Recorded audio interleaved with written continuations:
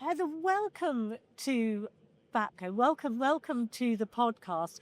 Just tell me a little bit about you and why you're here today. Sure. I am so excited to be here. This is my very first BAPCO. I hope it is not my last. I've had so much fun this morning. I am here really to share the story of Washington, D.C. and our unified communications, specifically in January of 2025, where we had a major event with a presidential inauguration. We hosted a state funeral for President Jimmy Carter. And we had some really wild cold weather, some of the coldest we had had. And then tragically, we had a mid-air collision that we ended up holding communications for 12 days on and dispatching over 400 units to. And so it was one of these things where the inauguration is kind of like our final match of any sport. It's our biggest event. It happens every 4 years. We really understand how it works. We had planned for 8 months for it, and then the cold weather came and we had to really change things up. We moved it from an outside event where we knew we were going to have a couple 100,000 people to an indoor event that only hosted 16,000 people. And then we also had like I said, the funeral, the certification of event of electoral votes. So we had a lot of things going on, a lot of resources from all across the nation helping to support that. And just as everyone had gone home, we had the tragedy, which required us to hop right back into things and realizing that in 911, in 999, 112, there is no normal day. And so I just was able to share my story about how I did my best to lead my team through that. And it is an unbelievable scenario because you feel, I'm sure that it's all onto you. And how do you, I suppose, when that sort of thing happens, how do you bring that team together? So, I often tell this part of the story that I had just spent a couple days with my kids in New York. I hadn't really got to see them much because of the demands of all these planned events. And so we had gone away. They were off school for a day. So we had gone away. And that night when we came home, I just was like, oh, I'm so exhausted. I just, this day needs to be done. When I got one of the worst phone calls, but that we were taking calls for this crash, and then I needed to make notification and get into the center.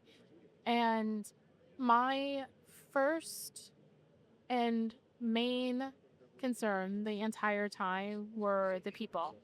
I went in and I just said, okay, who took the first call? Who took the calls?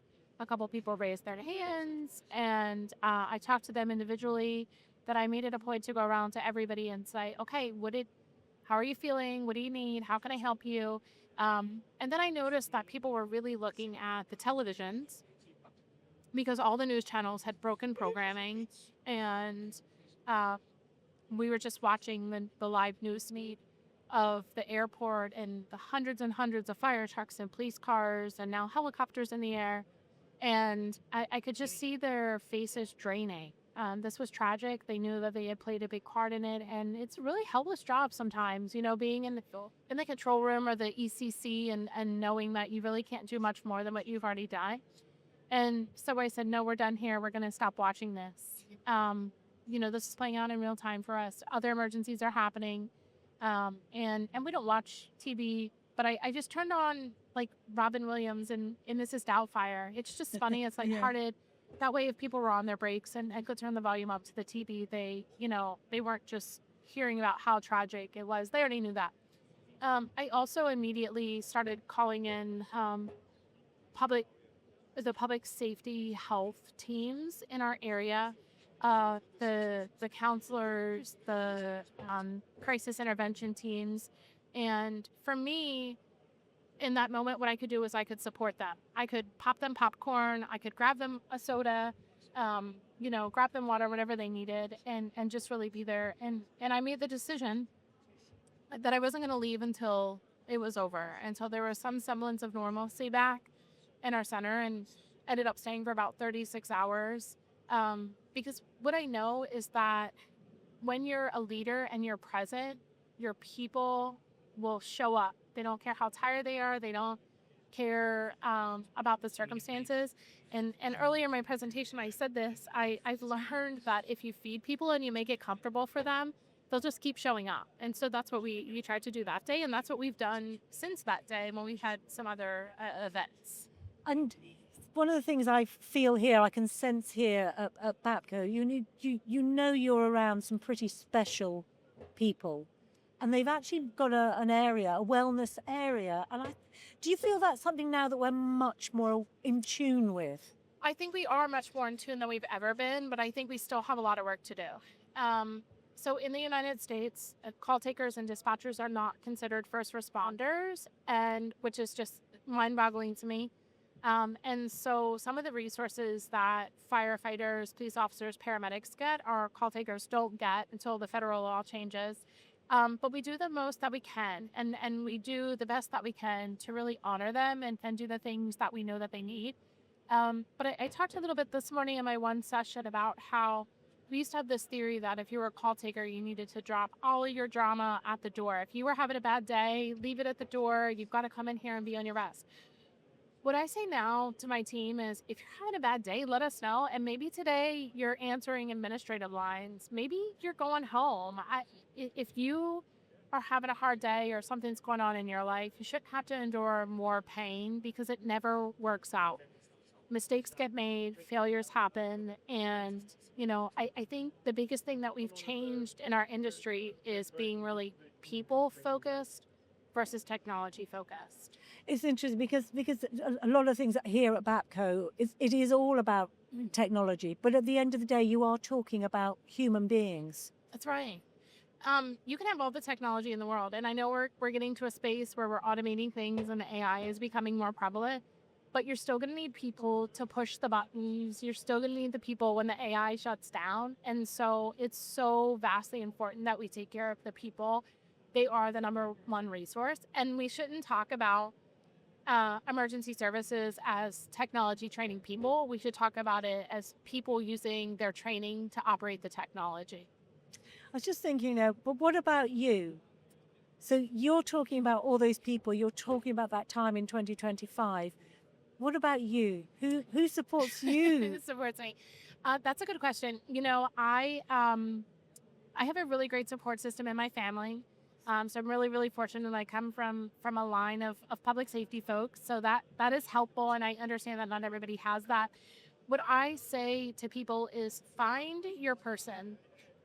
Maybe that's a person that you meet at BAPCO, or maybe that's a person that you happen to be in a training with. I will always tell the story about, I was sitting in a room. I was a deputy director of a very small center. I was at a statewide 911 leadership meeting.